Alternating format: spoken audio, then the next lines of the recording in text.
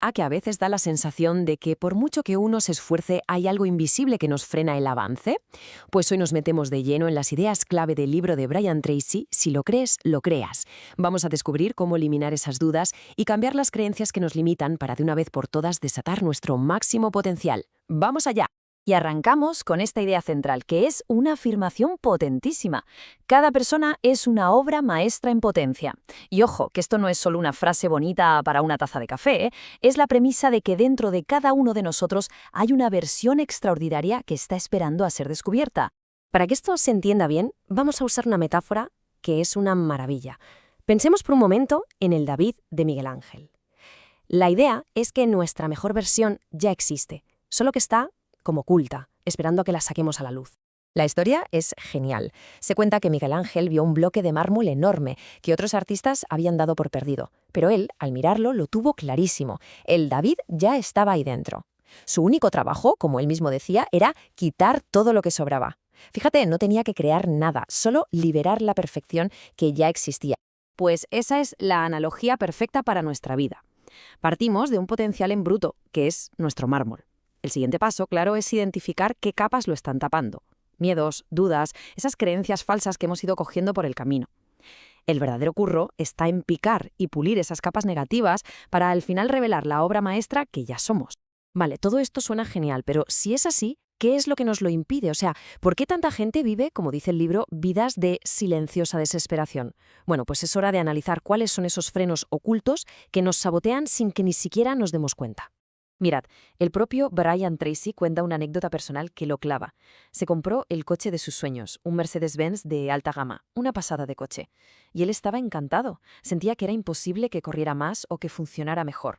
Hasta que un día lo llevó al taller para una revisión normal y corriente. Y el mecánico descubrió algo alucinante. Una válvula diminuta del carburador, una pieza casi invisible, estaba instalada al revés de fábrica.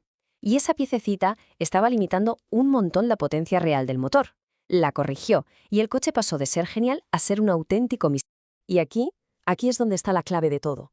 Somos como ese Mercedes. Podemos estar funcionando bien, incluso estar contentos, pero una sola creencia que nos limita, un bloqueo inconsciente, puede estar pisando el freno de nuestro verdadero potencial. Da igual cuánto aceleremos por fuera. Si ese freno de mano interno está echado, la vida puede acabar dando vueltas en círculos. Pero a ver, la gran noticia, la buena de verdad, es que ese freno se puede quitar. Y para hacerlo es fundamental que entendamos unos principios universales, unas leyes mentales que gobiernan nuestra realidad, nos demos cuenta o no. Son, digamos, las reglas del juego. Empezamos con la ley de hierro del universo, algo que ya decía Aristóteles. Todo pasa por algo. En nuestra vida, los pensamientos son las causas, las condiciones que vivimos, los efectos. Es así de simple. Si queremos cambiar los frutos, tenemos que cambiar la raíz. Si queremos otros efectos, como más éxito o más felicidad, pues tenemos que generar otras causas, es decir, otros pensamientos. Esta es crucial. Aquello en lo que creemos, pero con emoción de verdad, se convierte en nuestra realidad. No vemos el mundo tal y como es, sino tal y como somos nosotros. Nuestras creencias son como unas gafas que llevamos puestas.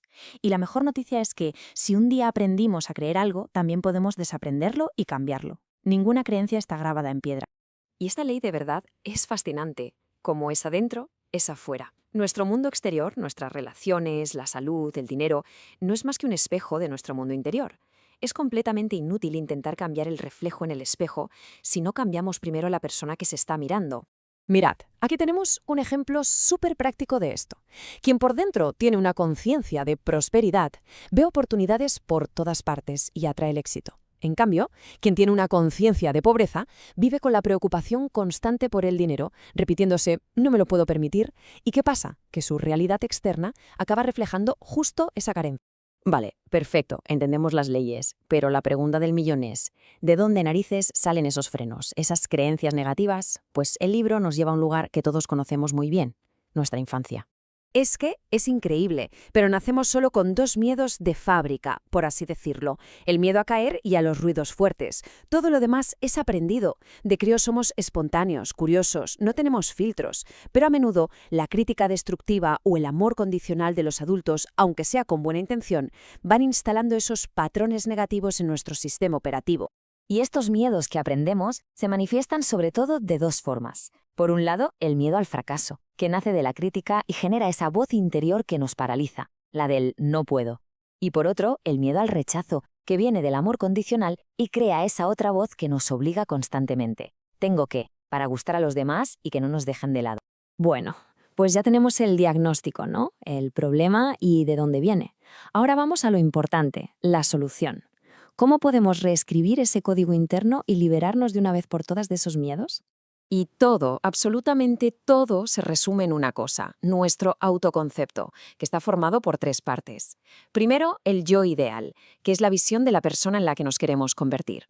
Segundo, la autoimagen, que es cómo nos vemos a nosotros mismos en acción, nuestro espejo interior. Y tercero, la autoestima, que es el motor de todo, y es sencillamente cuánto nos gustamos. La clave para mejorar la vida está en trabajar estas 3 áreas. Y aquí viene la que, según el libro, es la herramienta más poderosa que existe para darle caña a ese motor. Repetir esta afirmación, que es simple pero brutalmente potente. Me gusto a mí mismo. Al hacerlo, la autoestima sube como la espuma, lo que mejora la autoimagen y nos acerca a nuestro yo ideal. Es una reprogramación mental en toda regla. Y ya para ir terminando, vamos con un ejercicio súper práctico, muy visual, para aprender a soltar todas esas emociones negativas que nos lastran. Se trata de entender el poder inmenso que tiene simplemente dejar ir. La idea es muy simple, pero de verdad que es reveladora. Imagina que aprietas un lápiz en el puño con todas tus fuerzas. Imagina que es un rencor, un miedo, y que llevas años agarrado a él. Ahora, la pregunta es, ¿qué mantiene el lápiz en la mano? No es nada de fuera, es nuestro propio agarre. Y para soltarlo no hay que luchar, solo hay que tomar una decisión, abrir la mano y dejarlo caer. Pues con las heridas y las creencias del pasado pasa exactamente lo mismo. Somos nosotros quienes decidimos seguir agarrados y, por tanto, tenemos el poder de decidir soltarlas. Y cerramos con esto, con una pregunta que va directa al grano. Ya hemos visto cómo se forman nuestros frenos y cómo podemos quitarlos. Así que ahora la cuestión no es qué nos detiene, sino qué estamos dispuestos a soltar para poder avanzar. ¿Cuál es esa única creencia, ese lápiz que hemos estado apretando con tanta fuerza, que hoy mismo podemos decidir simplemente dejar caer?